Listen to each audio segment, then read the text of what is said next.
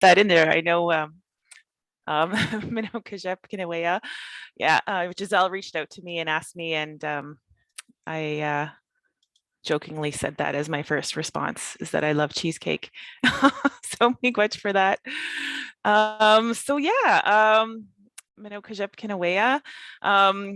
So this is our presentation on, I'll start my slide in a minute, but I just kind of wanted to say something funny. When I logged on this morning, I was feeling pretty calm, you know, I smudged and I had my morning routine all set up and I was feeling pretty good. And, you know, I had my coffee and I sat down and I turned on my screen and I heard Wanda say, so talking about Melanie doing the opening, and I'm like, what?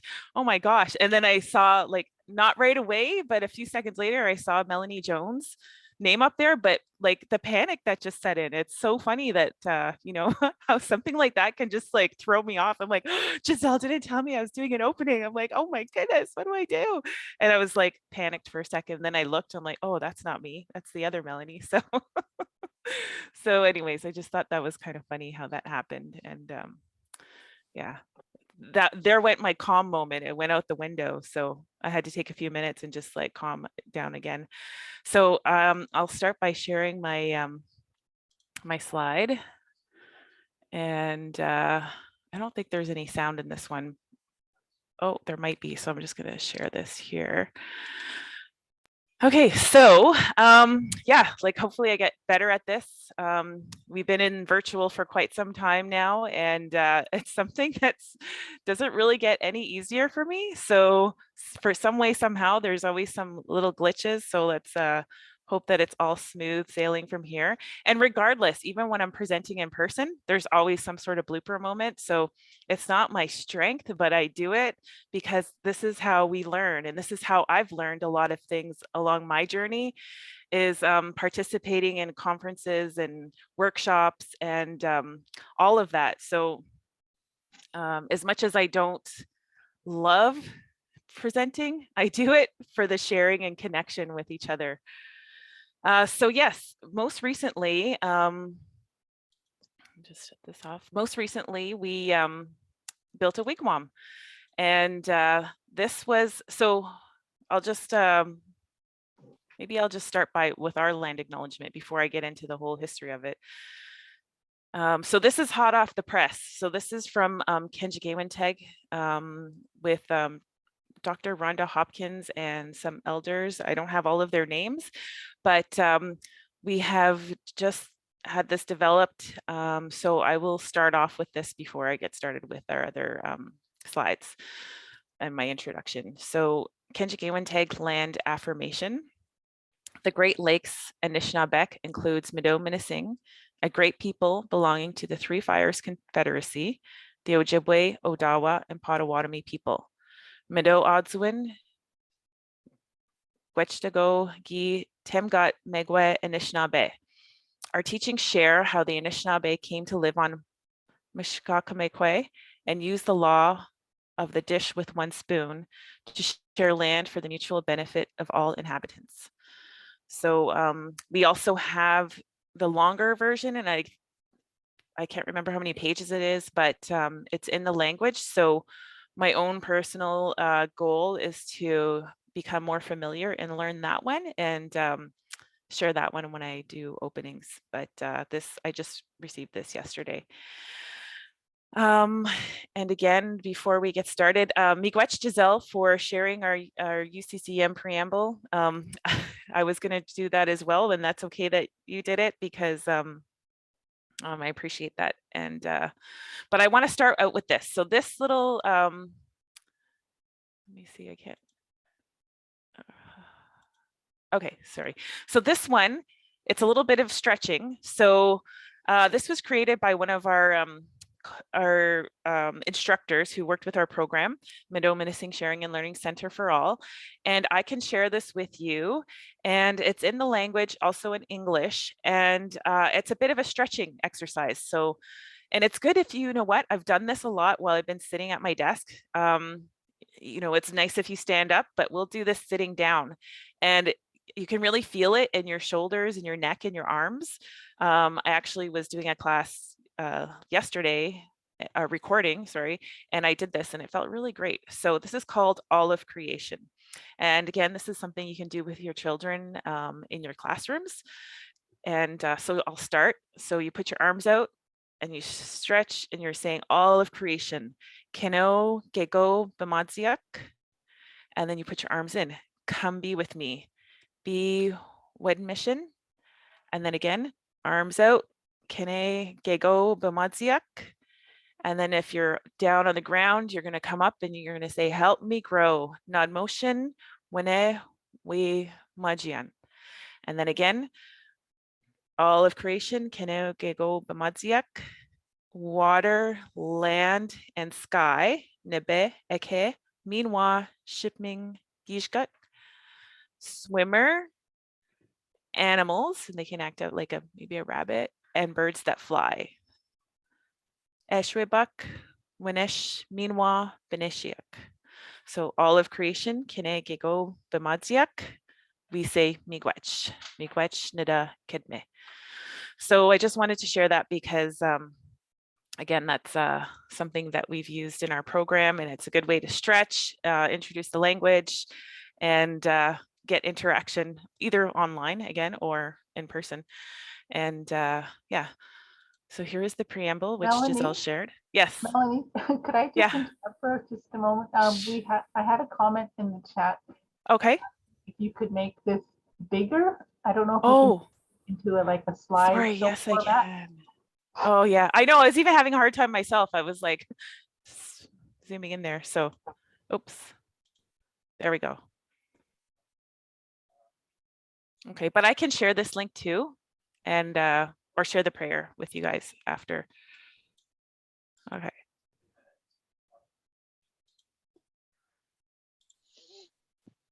Okay.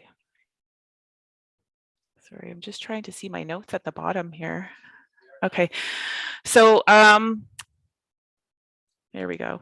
So I'll introduce a little bit about myself. My name is Melanie Francis.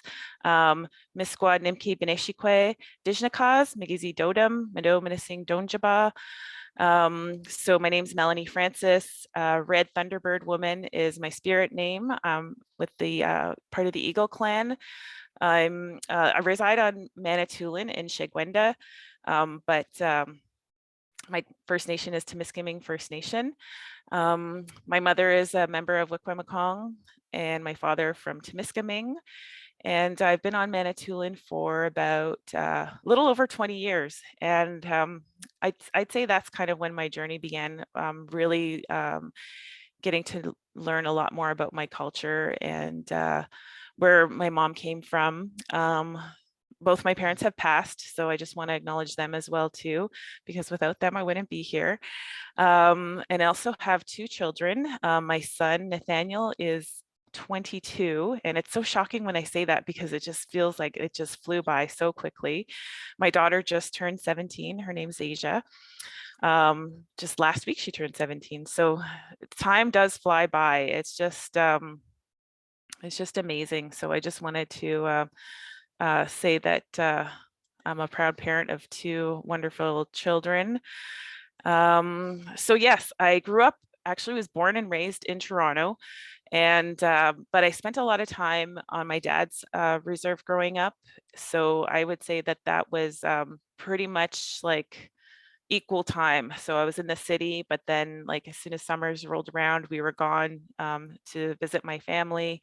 And every single holiday, like my brother and I were on the bus and or on the train, you know, going to visit family. So that is kind of how I'd say that I had lived in both worlds. You know, I had like the urban and city life with my mom, but then on my dad's side, you know, we spent a lot of time out on the land and mostly on a farm. And then coming up to Manitoulin, my mom never really, she moved away when she was 12, so we didn't have that strong connection to the island. However, now that I've lived here for 20 years, I do feel that connection. And I've learned so much while being here. And I think I left the city when my son was like, yeah, he was 2. So I've been here about 20 years. But yeah, before I get started, I just wanted to acknowledge the program. Kedge Gaywenteg And you know, the ladies who did the proposal for this particular job, because it's more than just a job, as in any of you are in your fields. The program initially was the Journey Together program, and to me that it speaks a lot more than just the name. You know, I think of like two different worlds, you know, the Western philosophy and our own traditional and cultural world, you know, blending together, and also building the relationships and making connections with our partners. So I just want to acknowledge them as well, because we all are on this journey together. And just like the name of the conference, you know, moving forward in our journey together, I still love that name, even though in the funding or background, it's kind of changed to Indigenous family-led programming.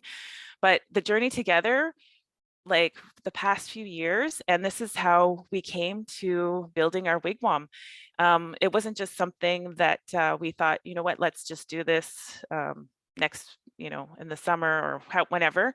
The way that it all started was making connections, like, you know, through programs like, you know, conferences, and I'll get into that a little bit later. But we were all on this journey, and just meeting everybody and connecting with people and understanding like everybody has something to contribute. There's people who, you know, like know a lot more traditionally and are sharing their knowledge. There's people who are just kind of starting on their journey of learning about their culture, you know, where they come from. So everybody that took part in this project or initiative or building this wigwam, they all had something to contribute regardless of where they are on their journey. So I just wanted to say that I wanted to acknowledge all of the partners who contributed, as well as the elders who we've worked with over the past 4 years, that have helped us with this program and get it off the ground. Actually, I don't know where it is. It's in my background, but I have this plant that I bought the day that I started my job with the Journey Together program, and it was really small, and I still have it. So it's going into its 4th year, and it's like this tall. So I was going to include that in my slides the other day, but it slipped my mind. But anyway, so that plant is called JT. So I have names for all my plants. So that's JT. Anyway, so I just wanted to mention that as well. Let me just minimize this here. So, oops. There we go. So I just wanted to acknowledge also my partner in the program, Nicole Abatasaway. She's actually doing another program right now, so she can't be here. So she's the Indigenous Early Years Team Liaison. And also our elder, Josh Ishkok, again, he's been a part of many of the programs we've done over the past few years, but most specifically taking part in this building our wigwam. And the facilitator who is a big part in helping me get this off the ground is Hopi Martin from Edge of the Bush. And we've had a lot of other instructors participate in this as well. Sarah Early, Corey McDonald. There's just so many. The OCOF, Our Children, Our Future, and the Early Years program. So I just wanted to put that in there as well. And so this is where this kind of came about. So I attended this conference back in 2019 where I met Diane Cashin. I'm not sure if maybe some of you have heard of her. She does a lot of work with ECEs. And there's a lot of programs. Land is Our First Teacher. So I attended this conference, and during that few days that we were there, we were building a wigwam. And we also spent a lot of time creating an area like a mud kitchen and a play space in York Region. And so that's kind of where I was inspired. So it was a group of ECEs. It was over the course of a few days, and we just all came together. Like no one knew each other. They were from all over. And this is something that I foresee happening in the future. Like I'd like to do this in here on Manitoulin. Again, in a different way, like the one that we just did went about a little bit differently. But if I were to do it again, and this is part of the presentation, things that I would do differently if I were to do this again. But anyhow, so this is where it all started. So I just wanted to put that in there. There's also a report. I can send you the link.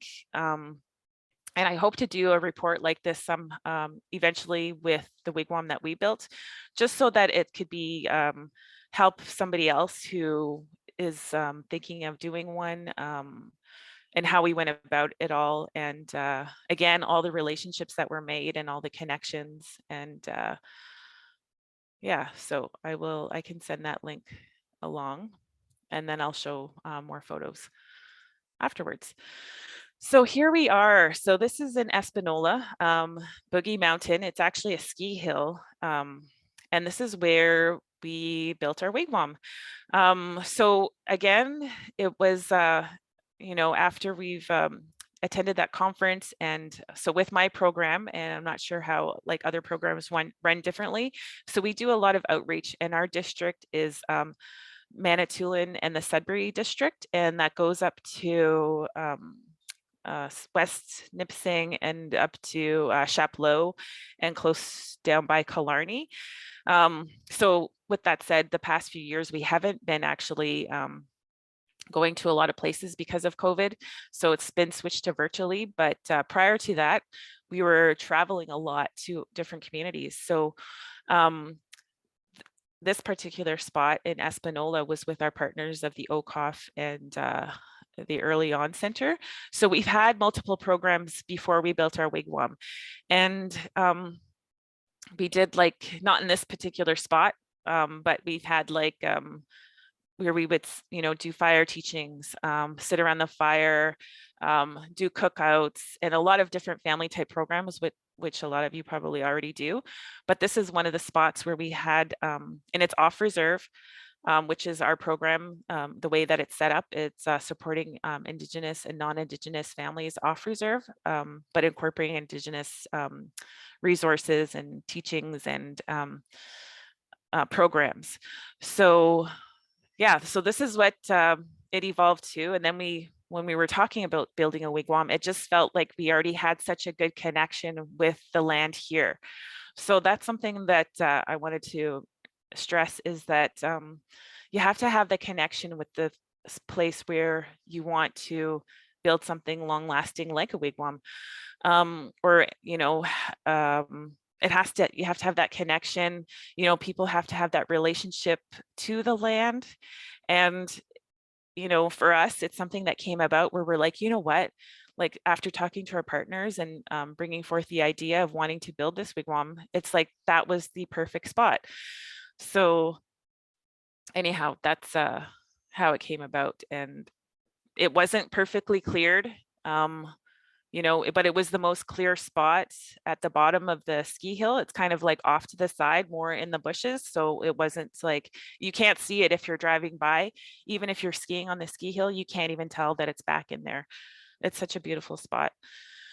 So when we started to move stuff around, we decided to keep the structure of the log because the kids have already had the relationship with this place as well.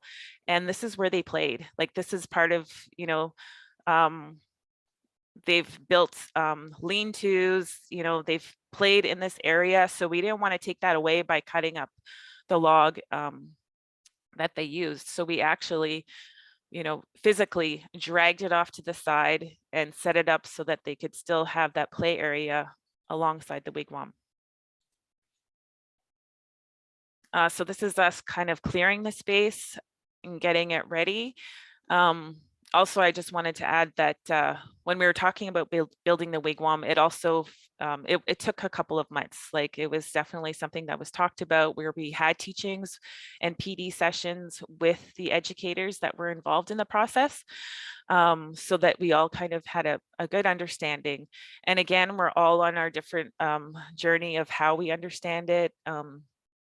If it would be more ideal if our elder was here and they could explain like the history of the wigwam, and it does mean your home, but the teachings that went alongside, I may not do it justice as well as our knowledge keepers would, but yeah, so that just also took place. And this part of building it. It was the teachings along the way that we had, and it was, it was monthly. Sometimes they took place at the weekly family program. So the parents that came out, they also took part in the teachings. And it was it wasn't it was kind of late in the season. Actually, this happened in November, which typically this is something that would take place earlier in the season, but with our program, this is why it happened in November, actually, because we weren't sure if we were getting funded for another year with Kenjigewanteg. So this is something that I really wanted to do. And I thought, you know what, if we don't do this now, like we don't know when we'll do it. So in that aspect, it wasn't rushed because we had time to plan and set up, but the actual follow through at the very end, it would have been nice if it had been in the spring, like when we first initially built the wigwam. But it is what it is, and that entire weekend was beautiful. It was cold, but it was such a beautiful weekend, and everything worked out. So I feel like it was meant to be at that time. So this is Hopi Martin. Maybe some of you have met him. Edge of the Bush is his organization or personal business, but he's also just received his doctorate. But he is also just key in helping us get this off the ground. He's built a few. I think there's one northern Temiskaming, maybe. I think there's 3 or 4. So this is not something that where he's just sporadically just decides to build wigwams or help people build wigwams. And that's not something that our program, we've had a lot of people say, oh, can you guys come and do one over here? And can you come and do one over here? And it was just like, well, I don't even know how I feel about that. Like I love the idea, but I think that it should come from each community and have the people from the community take that upon themselves and do the process of learning about it and that whole entire journey prior to, I'd say, rather than somebody come and build it. But there's different views on that. Like, I mean, that's just my thought. So, but yeah, definitely sharing and helping. That's something that I would love to participate in again. So during this process, this is at the beginning, after we kind of cleared the spot, we did have different ceremonies, and we had the elder come out to smudge and say prayers. So along the whole process, we did a lot of pause and stop and, connecting. And I also wanted to add that during that time as well, we were hesitant about moving forward with this because with COVID happening, right? And it was such a risk where I was thinking, okay, do we really, like, should we really gather? Like, I'm not too sure. Like each district at this time was a little bit different, where in our community in Chaging, where Kenjigewin is located, our office was closed. So we weren't doing anything in person at this time. But since our program, we worked with communities across the district, they were still open. So it was kind of like that gray area where we didn't really, we weren't actually open, but our partners were still working. So I just decided, you know what, we can still be safe. And that was part of our prayers. We said our prayers and, prayed for everybody's safety in terms of COVID, keeping safe, keeping a good distance, but as well as making sure there was no injuries, because, there was a lot going on that weekend. But everything was great. Aside from a few scrapes and maybe bruises, everybody was fine. We also had a lot of fun. And here's a group of us women working. And this also kind of brought up the topic of male and female roles and responsibilities. So we also had teachings like traditionally who would do what when you're out on the land, building a wigwam or doing work. A lot of the men do the physical labor, and the women have their own different roles and responsibilities. So we kind of were wondering about that. Like a lot of the group were wondering, like, do we wear our skirts that weekend? What should we do?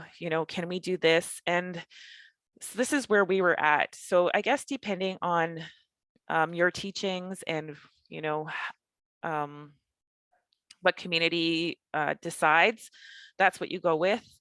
But our elder Josh, who's very kind, and he shared those teachings with us, but the intention was there. We may not have followed everything traditionally to a T, I guess, but we've tried, and it's all about the learning process. We learned about it, we respect it, and we did what we could, because I think at certain times there wasn't a lot of men during different portions of it all, so everybody kind of just had their own job. So everybody was pretty busy, and there was jobs for everybody. So we had children and elders. We had 4 cookout spots. So we had the food, fire. We had a fire for visiting and storytelling, and another one where we did more of the ceremonies. So the process as well, so this took place on a Friday, Saturday, Sunday, and we were there literally from Friday, from the sunrise until sunset each day. And we had a group of probably, I'd say, close to 50 participants over the weekend. Not all at the same time, but some people actually were there from day 1 to 3 for the entire duration, like morning right until night. So it's a lot of work. And you know what? We had a lot of modern um, tools, I guess you could say. Like we had, it just made us reflect a lot upon traditionally how things were done. Like, I mean, we had our Tim Hortons coffee back here. We didn't actually cook the food out at the fire. We had it catered and brought in from one of the local communities. So, in that aspect, like this was a lot of work, despite having all of the modern amenities, like, being able to run for coffee, being able to run out and grab some fruit, having somebody bring the soup in, it still was a lot of work, even though we had a lot of that support. But had we done things like, actually cook outside and, make the coffee over the fire, or we did have cedar tea, so we did do some cooking as well. And we, off of aside from the wigwam, we had somebody there to provide cedar teachings and harvesting cedar, offering our sema. So there was so many other teachings involved throughout the entire process that may not have been captured in these photos. But yeah, I just wanted to share that everything, it was a lot of work, and that was the big thing overall, is like, can you imagine how it would be if we didn't have all of these modern amenities and being close to town so we could run and get things. Here's 2 Nicoles. So this is, I can't remember this Nicole's last name, but this is when we were moving the log. And that to me, this picture and the other photos demonstrate a lot of teamwork, because when we looked at that log, we were like, well, we don't want to cut it because it's important to the kids and they love this log. And we're like, well, how are we going to do this? Like just trying to move it a little bit it felt impossible. It was just like, so there was 3 or 4 of us, sorry. And then there was 6 of us and we still could barely move it. And then there was 8 of us. And then we were just able to, just put all of our energy and our strength and our determination and the passion that we had to move this log. And so, yeah, everything that we did, there was so much more meaning behind it and thought. So this is Harlow. So she's here harvesting the saplings. So we had a good question from one of our participants too at the time, because we were cutting these down and we had like little saws to do that. And somebody had asked, like, are you planting trees to replace the ones that you have taken down? And so we're like, you know what? So I asked the elder, I'm like, we weren't prepared for that. And I was like, thinking I probably should have thought of this. And so the teaching that we had was that, and I'll show a photo of it later on, is that when we were using the saplings to actually build the wigwam, when we're digging the hole, we're offering bish and sema. So putting the sapling in there and then putting the biche and sema and some soil back in, it was like we were transplanting it. So we were moving it over. So again, the teachings from everybody's different area, whoever you're working with, they might have a different view on that, but that's kind of, that's what our elder told us. So again, it's going to look different and the experiences may be different wherever you are. So this is a selfie of myself and Josh. So maybe you've met Josh in your travels or been able to participate in other workshops with him, but he was part of the wigwam that went up at Kenjigewantag a couple of years ago. So this is, you know, he's been a part of the Kenj family for a long time. And I'm not sure how many of you may have seen the Kenjigewantag Lodge. So that lodge is a teaching lodge, and that was also built by a lot of community members and Josh and other elders as well. Again, that one is huge. You could probably fit, I'd say, like 25 to 30 people in there. And I've done classes out there the entire day. Like, you know, there's the fires in there, and it's made out of birch bark. It's completely birch bark, tied together, made by hand. And yeah, the teachings that come along with it, like there was not a lot of tools per se, like there wasn't any measuring tapes. They just went by, you know, using their hands or using sticks. And with all of those tools, there was still so much math. Like there's so much education when you want to think of like the traditional knowledge that goes into building a wigwam, but also Western knowledge, like those skills that we talk like about, like teaching science and math and physical activity, mental health, like even parts of the medicine wheel. All of that is included when you're building your wigwam and you're coming together like that. When you think about it, like the physical work, we were so exhausted every single day. Like at the end of the day, and even like days later, I was still feeling it in every part of my body. And so that's from the physical.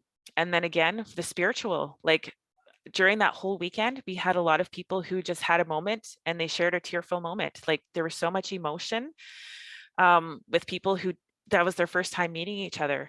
So we shared tears, and we shared a lot of like personal journey where everybody was in their journeys. So it was more than just building a wigwam.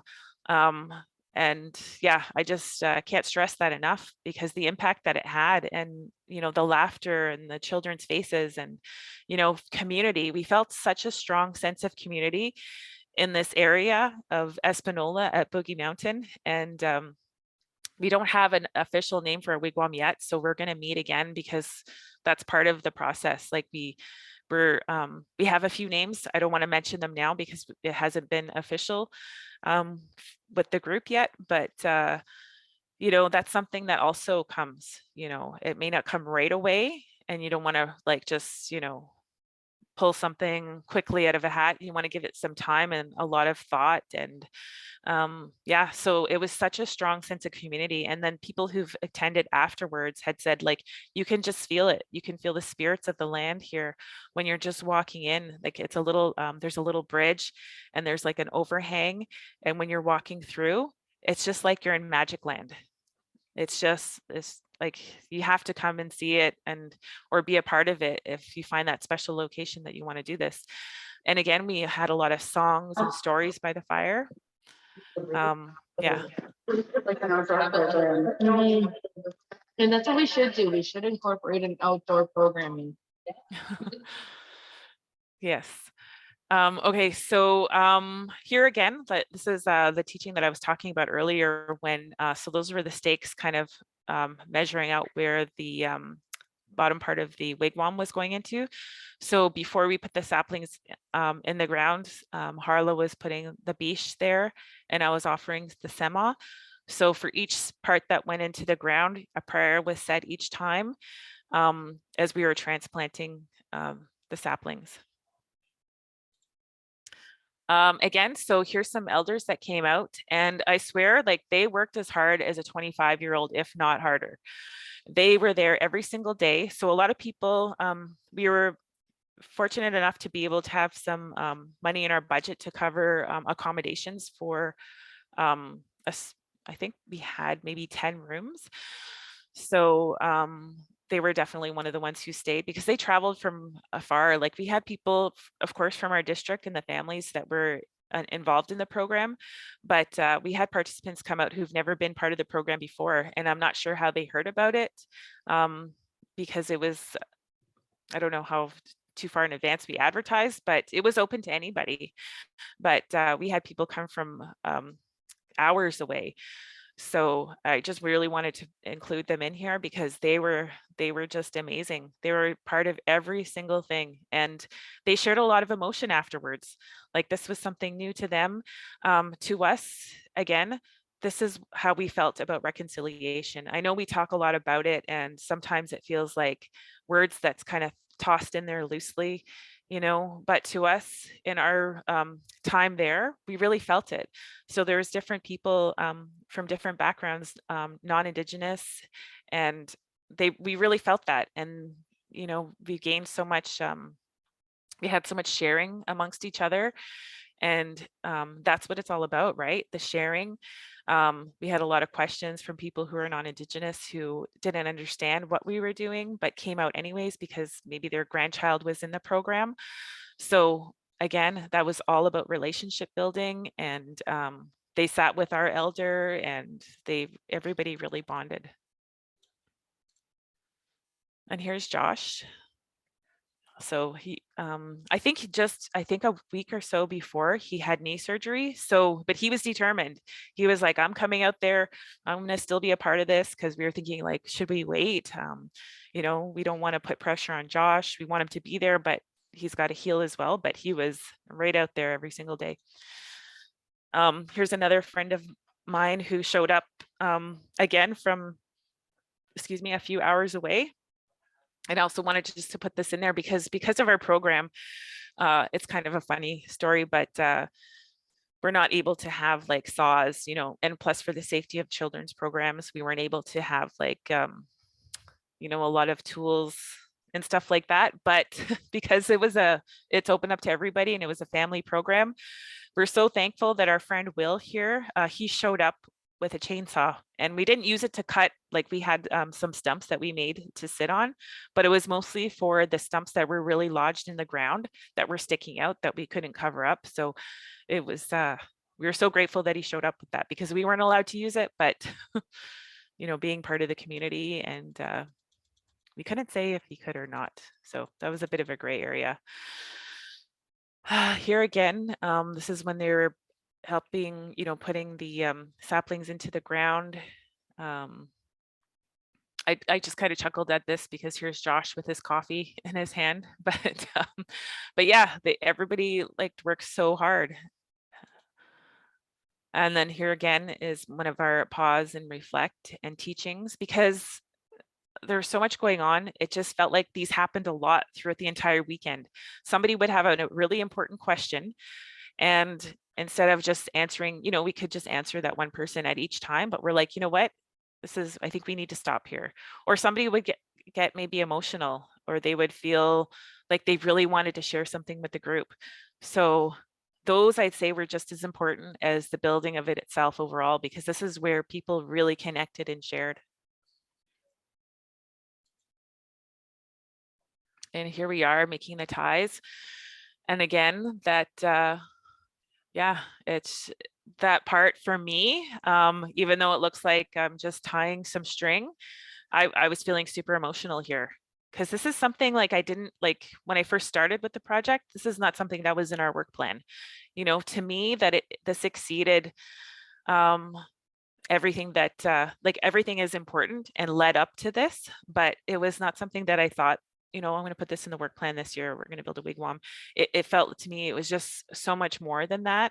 So being able to get up there and do the first tie and do the strings here, I was just like, oh my gosh, like if this is the last thing that I do, I will be so proud.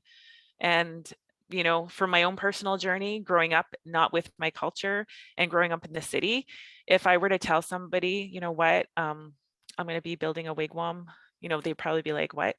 Because that's not, how I grew up. I didn't grow up in the culture, and my own journey really started.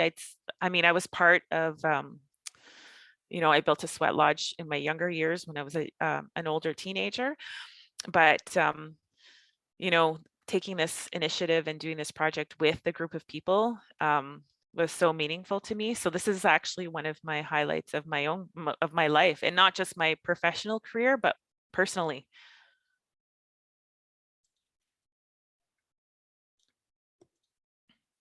Here's some of the team here. So this is Hopi Martin, Dr. Martin, Nicole Abatoswe, our team liaison, myself and Nicole's daughter, and Terry and Julie. So they're community members, and they participate in our programs as well. Again, so here's Hopi with his measuring stick. So again, we did have some tools, like we did have a ladder. We had a couple of sledgehammers, and our friend there did bring a saw to cut the stumps out. And again, it makes you think of, like, could you imagine doing all of this without those tools?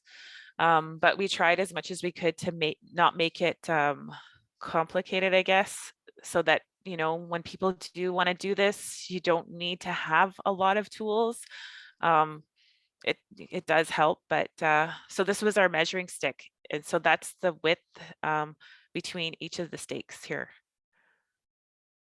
And again, every opportunity of building was a lesson here. So it was teachings along the way. So you can see the 4 colors in the circle.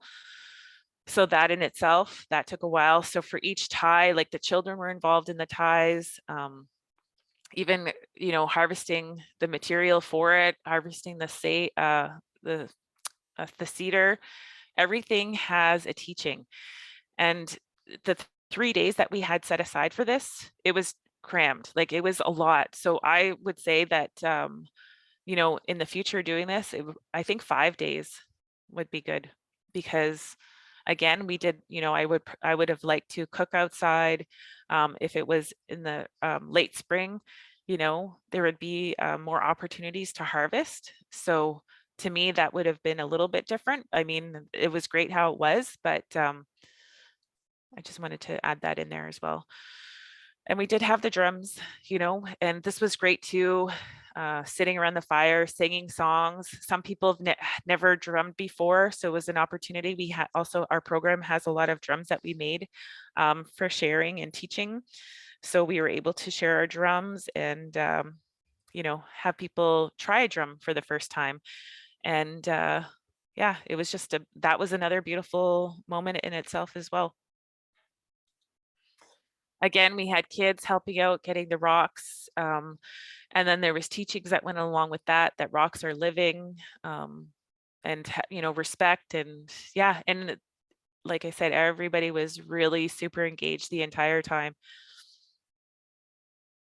Here we are putting it together. And I can't think of this gentleman's name here. I'm drawing a blank, but again, he was there from morning the first day till night on the Sunday, till sunset. He worked so hard. And again, this is one of the grandparents of the families that came out, and my first time meeting him, and he was there the entire time. He was ready to work. Oops. And here's the inside, and this is the finished product here. Of all the ties that came inside. And again, everybody had their part in their ties. Children, we had teachings inside as well. Here's the outer shell before putting the tarp on. So we had a canvas tarp. There's a company, I can't think of it right now, who makes tarps, and it actually fit perfectly over. So we didn't have to cut it, or we didn't have to do anything to it. It just fit perfectly. So I can share that information as well.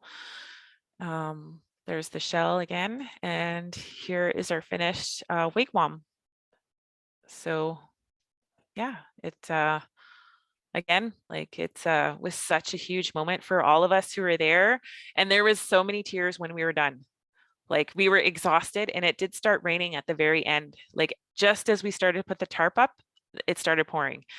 And it was okay though. It was just more, it felt like a cleanse of some sort. Like, it felt like, here goes the tarp and here comes the rain. So it wasn't like, oh no, it's raining. It was more like, this is beautiful. Like take your raincoat off and feel the raindrops on your face.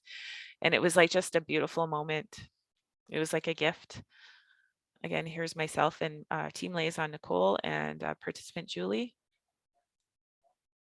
And we are feeling pretty tired and sore, but it was, again, it was all beautiful. And again, we also, a group went aside to harvest the cedar, and the cedar was laid down on the inside. We all gathered on the inside afterwards when it was completed for some songs and storytelling. And yeah, and here's another one of the group. So this is Sarah Early. She did the cooking and making of the cedar tea that weekend. So that was her area. Myself, Nicole, Bridget. Oh, I wish I could remember. I think his name is Dan. I'm probably going to get it wrong, but they were just our partners, and we really bonded over the weekend. And I'm so glad to be working with them and Jessica and Anne and Hopi. Yeah, so that's it about the wigwam. I also have some slides a little bit about our program, but I don't know if you want me to go through that right now, or if you have any questions and I can continue on. I have some other videos to share. I know we have allotted 2 hours. I don't know if I'll need the full 2 hours, but if there's no questions now, I can just go ahead with the other slides. And I wasn't able to see the chat while I was talking, so I didn't, if there's any questions. Yes, thank you, Melanie. I just want to let everybody know that, yes, this session is being recorded, and the PowerPoint presentation will be uploaded as well to a special site that can only be accessed by registered participants for a certain period of time. So that's where the PowerPoint will be, so you can go and take a look at it when we have it all set up for you. So yes, Melanie has opened the floor for questions. So if you have a question, you can unmute yourself, or you can write the question in the chat before she continues on.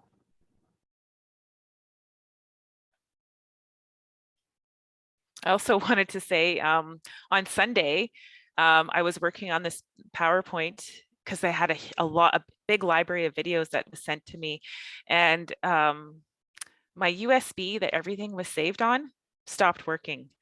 So I've had weeks of work, not just this, but weeks of work on this USB that just stopped working.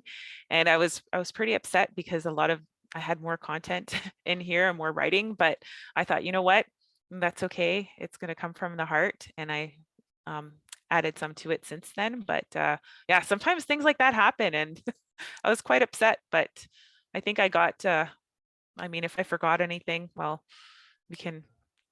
I'll share it later, but yeah, I can continue on with other slides too. Just a little bit more about our program. Oh, that cut off there. You know what? I should have had it like this. I'm sorry about that. I'll get it right sometimes.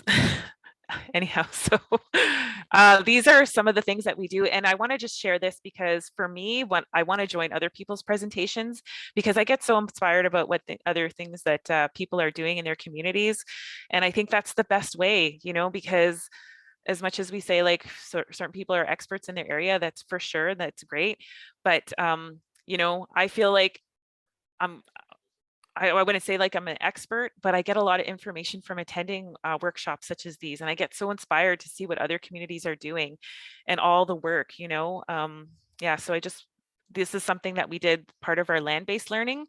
So we would go out and have like guided tours or walking tours or a storytelling and a walk. So we would go for a walk, and then participants would get a book afterwards for attending the walk, and we would read the story out on the land. Yeah, so I just wanted to share that. Also, we've had like, again, a lot of stuff went virtual, and as much as we love to be able to connect in person, I guess the plus side is we're able to reach a lot more people virtually.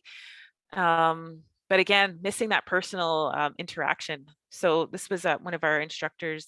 He's no longer with us full time, but he did a lot of winter series, different programs on activities that you can do with your families in the winter. He also did one on bone tools and hide fleshing. So just sharing that knowledge when we can. And again, to be able to do these things in person, you learn so much more, but you know, we're doing what we can for now. Just different initiatives that we've had, like Rock Your Mocks, and we've done a lot of programs where we've mailed out kits and people have made their own moccasins. We did ones with gloves. We do a lot of work with Sophie Pheasant, who worked with us too, and she was a big part of getting this program off the ground. So I wanted to acknowledge her as well. But she's still involved in the program as much as she can. She's also really busy, but we try to get her to work with us as much as possible. But she's done a lot of workshops making ribbon skirts where participants get the kit and yeah, they get all the materials. Like she has the everything that you need, and you get the kit. And we just did a 6-week series on making ribbons, making jingle dresses. Sorry. This is another program that we've done. And again, like, you know, it'd be so great to have that in person, but we did this one virtually. And I think at each one, we've had close to 50 participants. So, you know, again, I guess they have their pros and cons. This was just the poster that we had for our Wigwam. Oh, here's another photo of the group. Right when we got started, we thought first things first, we got to set up our table and get the fire started. That was the first thing we did before really setting up the area. So I just wanted to add that in here. We have a variety of instructors. There's Kim DeBoski, Sarah Early, Sophie Pheasant, and who do a wide variety of programs, plus the elders. We've had virtual sharing circles. We've done programs. They're called Read With Me. I don't have it written in the language, so it's hard for me to remember how to say it. But so we have the reading program, the language and literacy, the cooking program. We just did that yesterday, actually, and everybody got some ingredients. So it was about Anishinaabeg foods. Yeah, just like I said, I'm sure a lot of people are doing similar work, but different in your own unique style. What else? I'm just thinking like the moccasins. So the language and literacy program, we have a fluent language speaker and sharing her resources. The kids will do a page each, and then we make a book, and then it gets distributed afterwards, plus another book. Or, you know, we choose a book and try to get the author to join us virtually to do some storytelling. Yeah.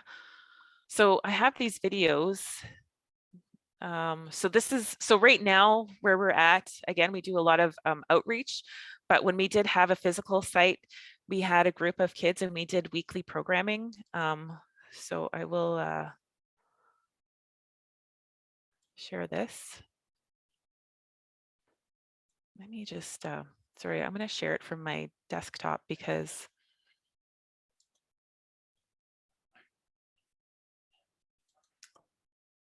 okay. Sorry about that. Maybe I'll just go into something else. I'll come back to that when I figure it out. Again, so here's it's like a program overview here. Oh, okay, there we go. So these are our vision, purpose, and values. So that's part of our program objectives. Increase access to culturally relevant services for Indigenous and non-Indigenous, enhance Indigenous content, foster identity. We do a lot of PD sessions. I almost forgot about adding that with educators. So right now, again, they are done virtually, but we just finished our winter PD session and a variety of different topics. So this is our area here. So it's the DSAB, Manitoulin Sudbury District region.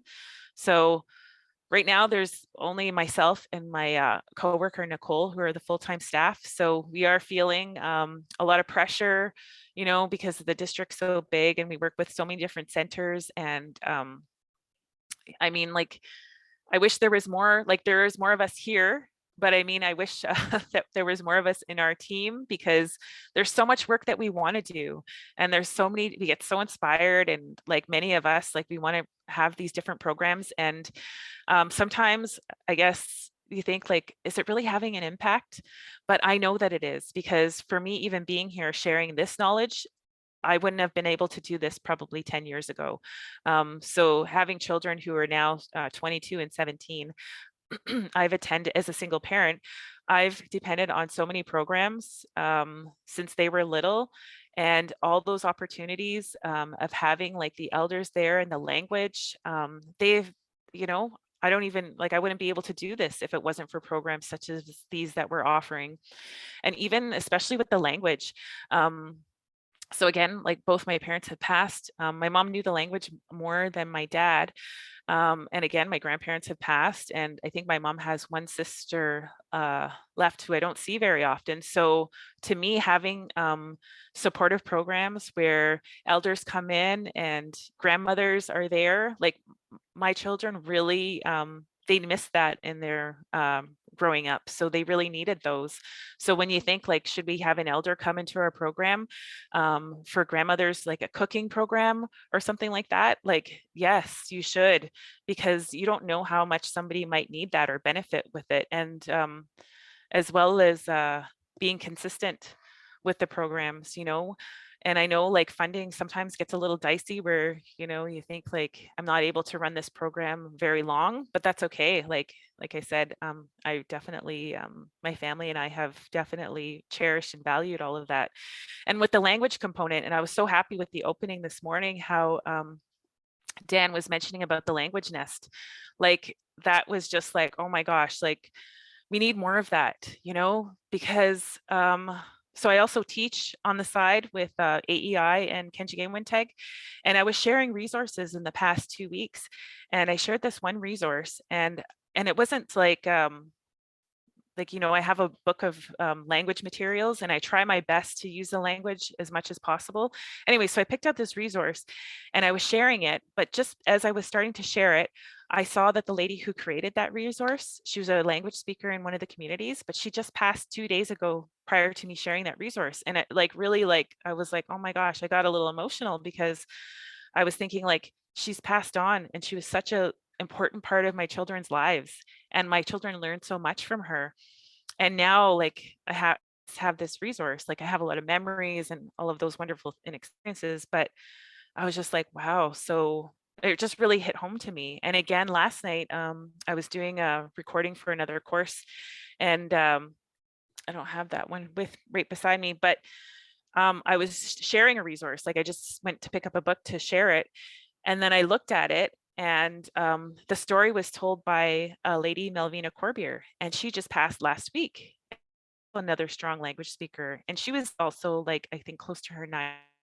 But again, that really touched me, because I was thinking, oh my gosh, there, you know, another language speaker has passed, and I have this book. So instead of just showing the book, I took the time last night to read it, the entire, like it was like 10 pages. But I thought, you know what, I need to read this story, because how else are we going to share this?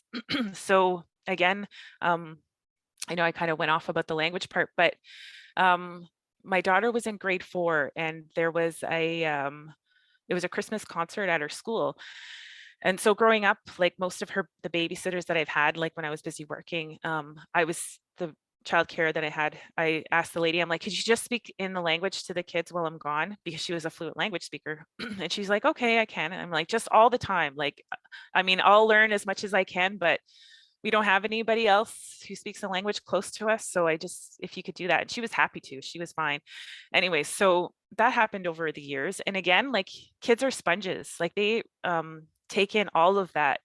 And I just didn't realize how much. So anyhow, so I was at this um, Christmas concert, and my daughter was doing a monologue, and I thought maybe she was going to sing a song. She's like, I have a surprise, Mom, I'm going to sing a song. Or she didn't say sing a song. I just assumed she was singing a Christmas song.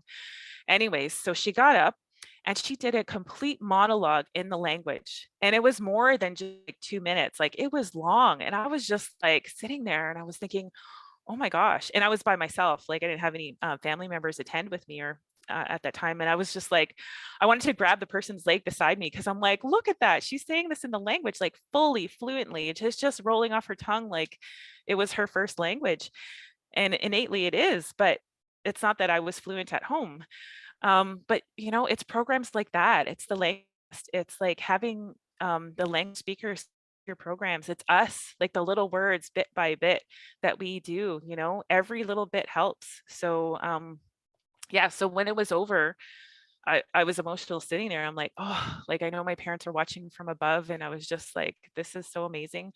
My grandparents must be so proud. And so when the lights came on and everything, so some of my friends that were sitting elsewhere, they're like, we didn't know you guys were fluent at home. And I'm like, well, you know, I just didn't really say too much because I'm like, actually, we're not. But like, I don't know how she did all that. So after we were in the car and we're leaving, and I was just like emotional, I'm like, I'm so proud of you. Like, how did you know how to do that? I didn't even see you practice. Well, and she said she was practicing with the Ojibwe teacher at school, and who helped her do that. And I was like, oh my gosh, I was so proud. Anyway, so we're driving along, we're heading home, and I'm like, so tell me about what you said. Like, what did it all mean? Like, translate it for me. So she was talking away, and you know, she's so small and so cute. And then she said, and then plus sometimes, you know what, Mom, I just forgot what I was saying. And I just knew that everybody there wouldn't understand anyway. So I just repeated myself over again and I just made up words. So I just thought like that was kind of cute coming from a little kid, you know, and she knew that not a lot of people would understand. But I thought that was funny how she said, well, you know, no, they wouldn't have noticed I made a mistake, but that's okay, right, Mom? And I'm like, yeah, that's okay. Anyhow, so here's some other, this is up in Chapleau. I think this was MNO, Métis Nation of Ontario, I believe. And I can't remember what other organization. So this is when we traveled up there to make ribbon skirts. We had our drop-in days. So that's what I miss about having a physical location, because we were able to offer so much more.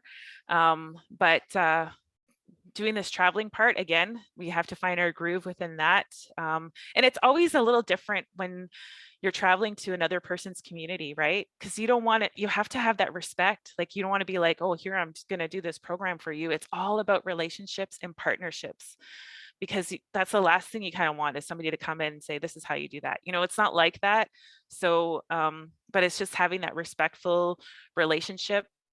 And I know initially our bosses were like, you should go there and do that. And you should go there and do this. And, you know, our funders were kind of saying that. And it's like, you know what, but like, we can't just go show up and do something. Like, you have to build that relationship with other people and other programs. Like, it's all about working together. And I'm like, I don't want to be like that person like who appears like I know how to do this and I'm coming to do this. Like, I can't work like that. Like, and it took a while to establish that. And I know that there was some I guess some impatient people, our bosses, who are like, why is this not happening? Where's the pro? And I'm like, yeah, it's just, that's not how it works. You can't just do that. Like, it takes time. And you want to get to know the families in the area too. So that in itself, like, there's that level of working with other centers in different communities, but then there's the level of working and getting to know the families there too, because they're going to be like, who's this person and why are they here, you know? So these things take time, and I just want to emphasize the importance of relationship building, because that to me is, you know, you don't want to rush that, and you can't rush that because it's not going to be from the heart. It's not going to be sincere. It has to be really from the heart, and putting, you know, what we do as educators, it's heart work. You know, there, we have that plan in our head, but you know what, it comes from our heart. So we have the Akanomage Day. So that's we were doing that monthly out on the land in different areas. So we were harvesting cattails. So we made like cattail baskets, cattail dolls. Yeah, so it's a process too that we would harvest it and let it dry. And then we also had building our bundle program. And for me too, On my journey, this has also been something that I wanted to share because like we made things like this goes in my bundle. So like it's a beaded orange t-shirt. So for me, that helps me remember the teachings that I learned on Orange Shirt Day. So I keep that in my bundle so that I acknowledge this, not just on Orange Shirt Day, but when I'm sharing or when I'm doing a circle. Another thing, like I have my drum, we've had drum workshops, birch bark baskets, and I have a little birch bark canoe that I made. So again, that teaches me to respect and acknowledge and the teachings of birch bark on when to harvest. Um, and also the sweetgrass basket that I made. So these are things like as educators, running programs, you know, it's important to take part in them too, right? Because we're all on our own journey. So this took a while to make, but to me, like the memories that it gives me while creating it with the group of people, with the families. So when you're alongside and if you're able to create with them, that's a whole other level of bonding that you can do with your families. We also made this, I made a bigger one in person, and we did this in our program. So this is just like our teaching blanket. And again, with one of our family programs, we made really big ones. So we brought in the sewing machines. That's when we had hired more staff to kind of interact with the kids so that the moms could take the time to step away. And again, that took a couple of weeks. That wasn't a one-day thing because, you know, we had a lot of moms with new babies who needed to nurse their babies. So it was just in that relaxing environment that, um, you know, we're able to create and bond. And again, like we had some non-Indigenous families and even Indigenous. We can't always assume that because somebody's Indigenous, they have all the teachings. And I felt pressure like that initially because, you know, I would get asked questions and I thought, you know what, I felt guilty. You know, I thought, you know what, I should know this. But I thought, you know, I didn't grow up with my culture and for so many reasons. Like we all have our personal stories why we didn't. And we can't feel guilt or shame because of that, because it's something beyond our control. We can learn now and just being upfront, you know, sometimes I say, you know what, I don't know for sure, but I'm learning with you. And you know, but I'm able in the position to provide these workshops so that we can learn together. So again, with this, like I know about the medicine wheel and I'm learning, there's always something to learn, regardless if you've heard it one time or 25 times, just like their creation story. You can hear that like, I don't know, there's in there like 40 or something. There's so many different creation stories and I never heard them all, but you learn something new. And again, with we've had non-Indigenous families make these medicine wheel blankets and they said, you know what, I've always seen a medicine wheel, but I actually don't know what it means. And then even with seven grandfather teachings, like a lot of people are just like, I've heard them, I know them, but where did it actually come from? What does it actually mean? So then we took that opportunity to invite a knowledge keeper or, you know, a community member, somebody's auntie who wants to share, and then they would come in and talk about it. And it doesn't like much respect to a lot like the elders, and you know, if you have it in your budget, like, and you're able to pay somebody to do that, but you just don't want to disregard like community members, like somebody's auntie or a grandmother who drops off her, who comes to programs with her child, you know, building connections with family members too, because they might have a lot of knowledge to share. And the videos I'm going to show next when I figure out how to do that, that was run by a lot of community members. So we would give them honorarium. So somebody's uncle, so that kids in the community can say, you know what, oh, that's so-and-so's dad, or that's so-and-so's uncle. And oh, they know how to do this, you know? So it's building capacity in the community that you're in. And even when we did travel, we made a quilts. And it was our Journey Together quilts. So each family made a square. Um, and so we hired people from those communities who were quilt makers, and they were paid the honorarium to make the quilts after we did all the squares. So that's one way to build that sense of community and have like people involved rather than say like, you know, someone from somewhere else is going to do that and so on. We did this frequently. Again, I miss having a physical location, but we had our day with Nookamis, and sometimes it was 5. You know, it was just like whoever, and it became their thing. They would come and visit and share, and they would teach us how to make things all in the language. And you know, like Molly here, who's making that, she's a friend of mine, my daughter's friend's grandma, and she doesn't do workshops like this like all the time. I just asked her because she makes really good bread and biscuits. I'm like, hey, Lima, can you come and do that for our program? And she's like, oh no, I don't do workshops. I'm like, no, but like it would be so awesome because you're fluent too, and you're just so sweet, and my kids love you. Like I think it would be amazing. And she was hesitant at first. She didn't really want to. She's like, I don't want to be making biscuits in front of people. But you know what? She was like, every month when it was her, she did that for months. She was showed up right, like, you know, if the workshop started at 10, she was there at 8:30, just because she already built that relationship with the families, and she just wanted to come and have tea and hang out with us like for majority of the day. And to us, it was just like, of course you can, because this is such a valuable person, you know, like we're sharing with her, and you know, we're learning. So um, I mean, others might not see the value in that and think, you know, it's not an official workshop. It's not like this, you know, but the learning that took place there, I probably got more out of that than watching, um, you know, like a formal type learning session, I guess. Not like, you know, this, I get it, like different platforms we have to use. So we did a lot of paint nights, and this is our facilitator here. And this wasn't something that she did. Again, she didn't do like, she painted on her own. That was part of her own natural craft. So we were like, can you come paint with us? And that's how that evolved. And she was again like, I don't really do these kinds of workshops. I'll try it and see how it goes. And she loved it, and she wanted to do this all the time with us. So again, that's reaching out to people in your community. And these are, we called them our learning labs, but these are when we had more kids come out. We were building nature artwork. I can't think of the word. I'm just drawing a blank. Sorry. But we did a lot of crafts. And this is our PD day.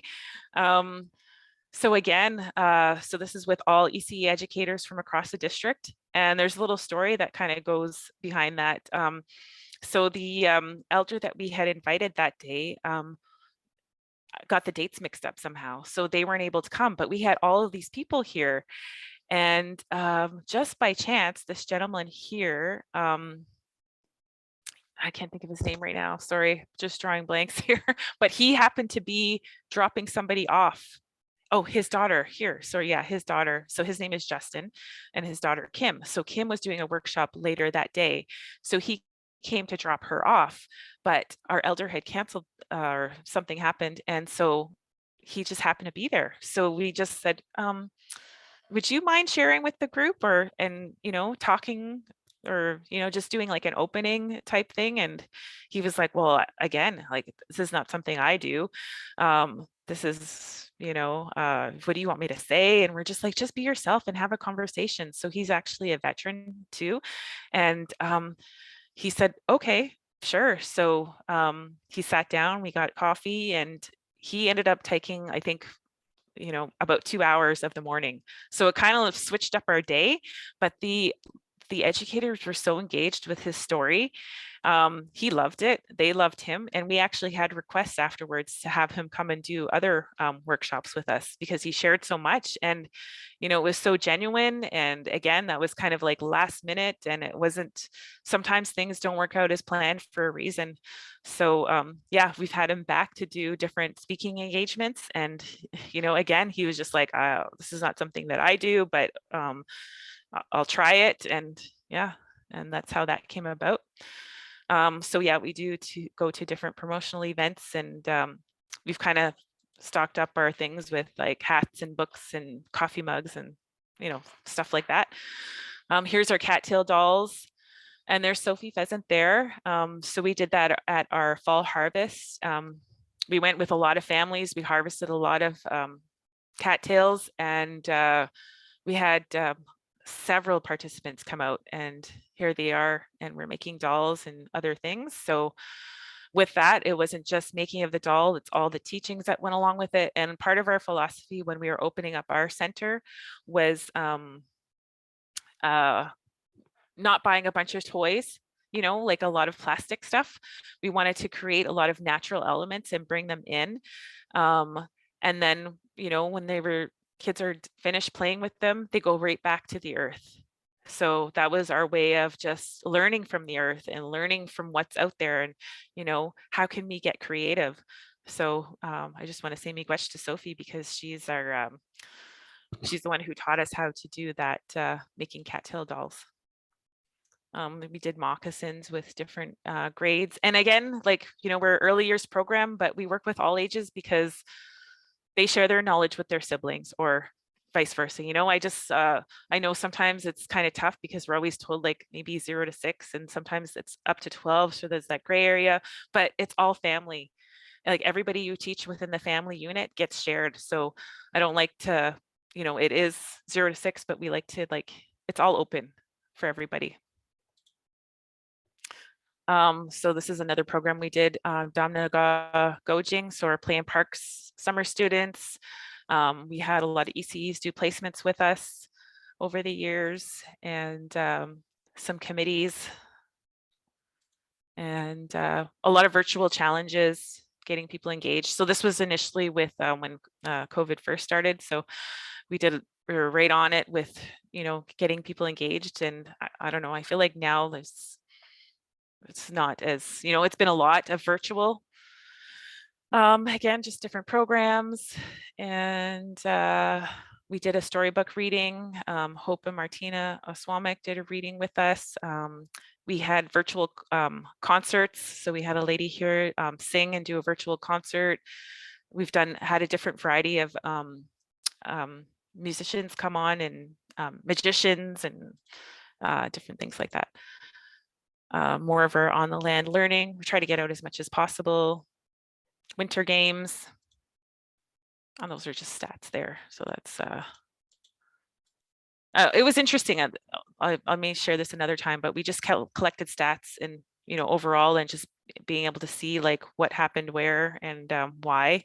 So especially with COVID happening, we're able to see the decline and incline of different months and how that went. So I will try to find the videos again, sorry, because I really wanted to share this. Maybe I'll pull it up first. That might help. Sorry.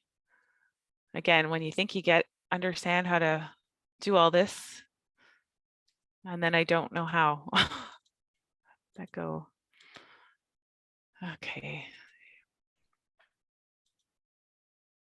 I think I'm back in the same. Oh, here we go. Maybe this is it.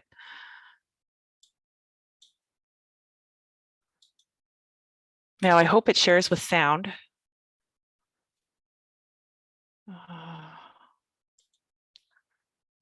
Can you guys hear that? Okay, good. Oops.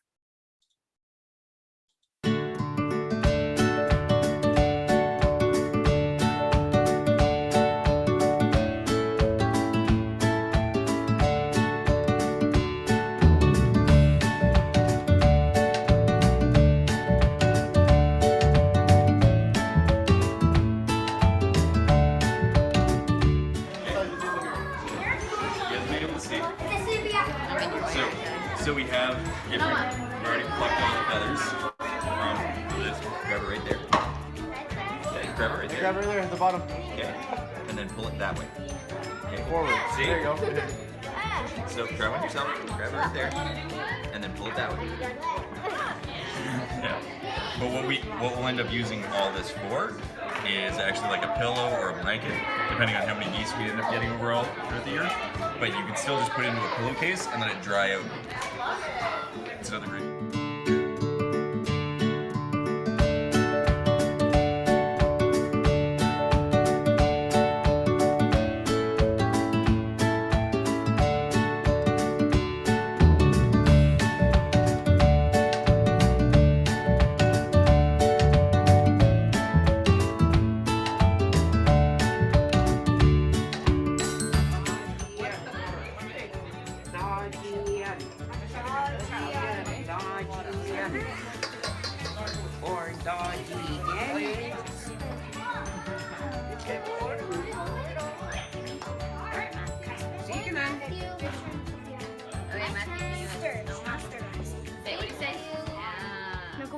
cotton.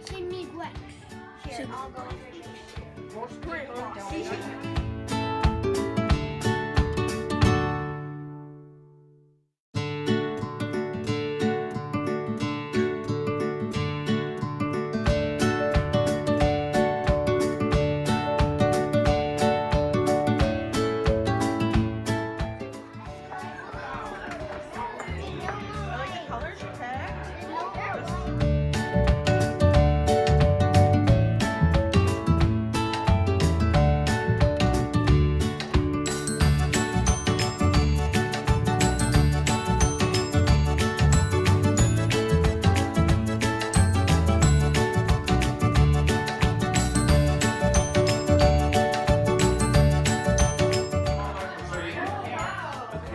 So then we have one done. Okay? Yes. So you hold your tobacco right there. Yeah, just like that, and then then here. So you can grab it now. There you go. Now pinch it up. And you're gonna. Do you need help tying it? I don't know how to tie.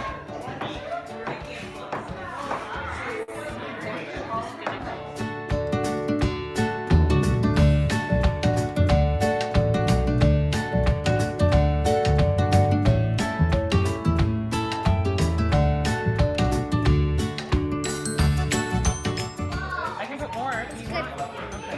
She got some cookies.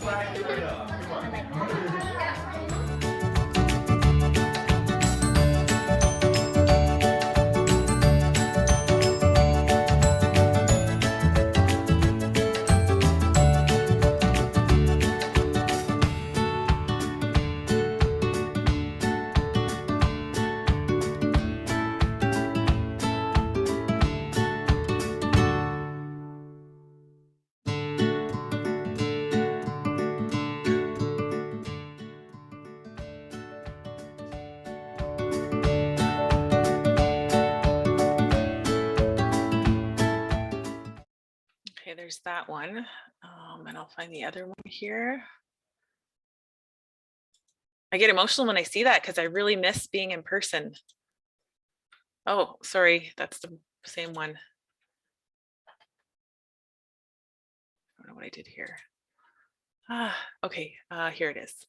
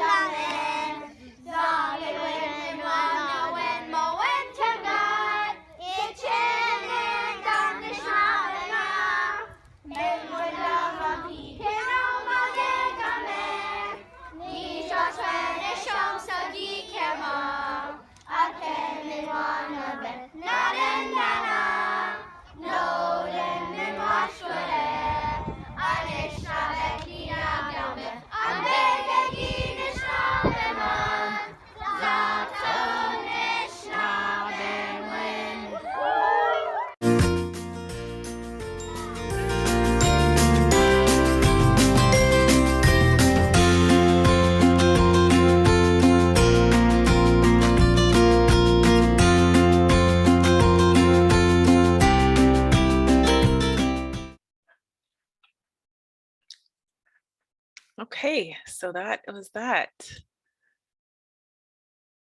Yeah. And so that was, we had Lakeview School visit, come to our site when we had our physical site there in Chaging at the Woodland Center. But we made those videos so that we could demonstrate what we did. So we had that happen every week, and daycares would come out. We do our PD sessions there. So even though that's not our physical site right now, but Kenji Game and Tag does lease the space. So we still use it for PD sessions when we're able to gather. So that space is used a lot, and it's such a beautiful spot with the fire. So when daycares or educators would come in, we'd always start by gathering on the fire year round. Yeah, and we usually have a little station set up, and it's all enclosed. It's a beautiful spot, and when it's not like for specific. So when COVID started, we would just leave it open to specific daycare classes. And we would do like one separate group in the morning and a separate group in the afternoon. So yeah, we do that there. And that's kind of how we're running it at the Espanola site where we built the Wigwam. So we're kind of doing that so that we have a location elsewhere as well. And that's it. Miigwech. And I just want to say miigwech to Giselle. So Giselle made the videos for us. And that's about it. So miigwech. And I thought I wasn't only going to be able to talk for an hour, but I just got excited. So. Oh, Melanie, that was great. You have brought us into your center, into your community, and shown us a lot of your cultural programming. And yes, I just cannot say enough. I just felt like I was there with you building the wigwam. Oh, awesome. It was exciting. Mm-hmm.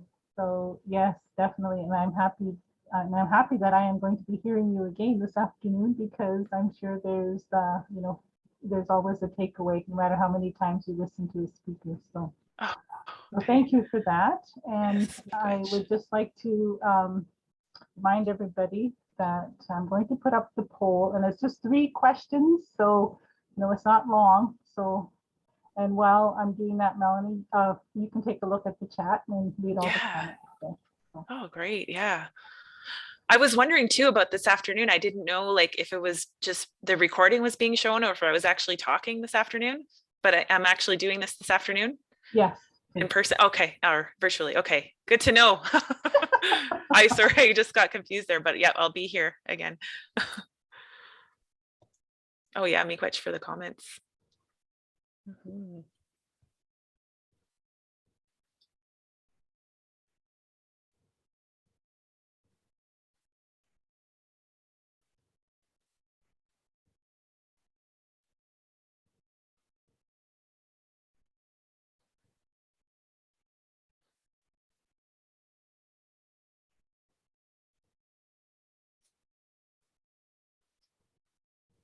Yeah. Is everyone seeing the poll?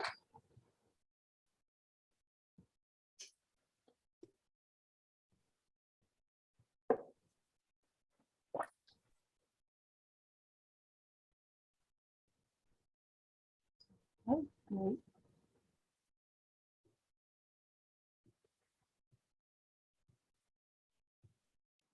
So Wanda, you said we're up again? Yes. Okay. Yeah, this is a repeat. We are offering the sessions twice. Okay. So 2 o'clock? 2 o'clock your time and 1 o'clock Yeah. Central Time. Yes. Oh, sorry, 2 o'clock our time? Yes. 2 o'clock. Okay. Yes. Okay. We're working with 2 different time zones. So yeah. Okay. Since this is a provincial virtual conference. Right. I'll give everyone a few more minutes to do that, and then we'll do the draw. And if you haven't put your name into the chat to verify your attendance, please do so now. And just to let everybody know that on Thursday, February the 3rd, we are offering the second session, which is being facilitated by the Skana Family Learning Center, and their topic is designing an Indigenous framework for child and family centers.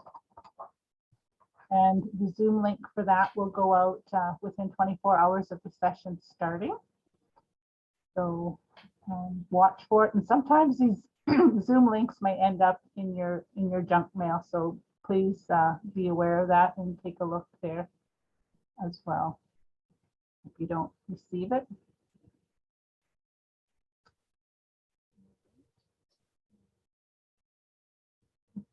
And I would just like to thank Giselle for doing the introduction at the beginning, and also taking the time to introduce herself and her program. I have asked for volunteers from the planning committee to take a turn at doing that, because I know that there are many other programs across Ontario that may not be familiar with a certain area in our province. So it's always nice when we can get volunteers from the planning committee to do that as well.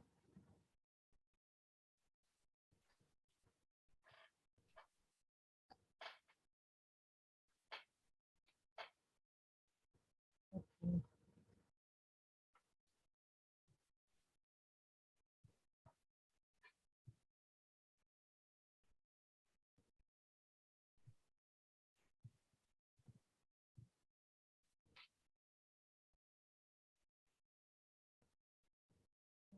Okay, one more minute and then we'll do the draw for the door prize. And just so you know that the door prize will consist of a gift for yourself, the individual who wins the prize, and a gift for the program that you are affiliated with, as well as a gift for something that you can do with the children.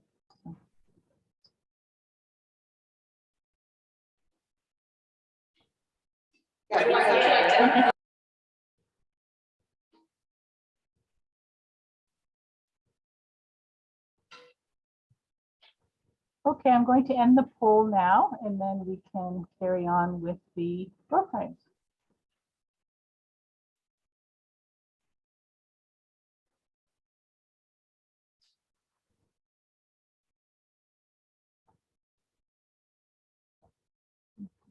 Down there, and I'm going to bring up my wheel.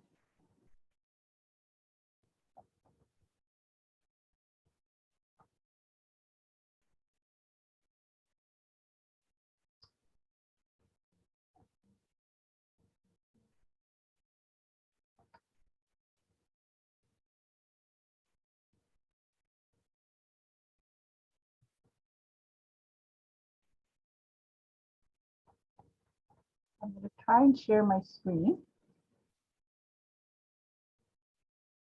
I always have a difficult problem with this.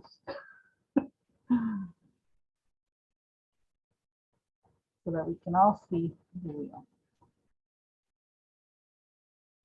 Okay.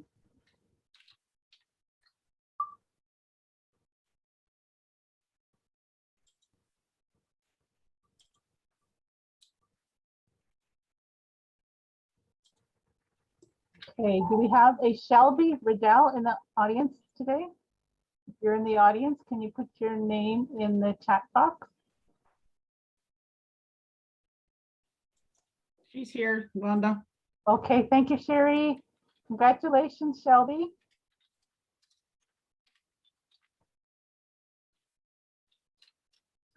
Okay, are there any questions before we sign off for Melanie?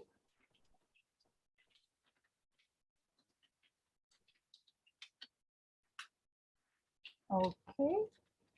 Okay, so that concludes this morning's session. So thank you, everybody, for coming to our first session of the Moving Together in Our Journey virtual conference. And I look forward to seeing you all on Thursday. And we will have more draws then. So thank you, everybody. Thank you, Melanie and Giselle. Okay, miigwech, pamapi.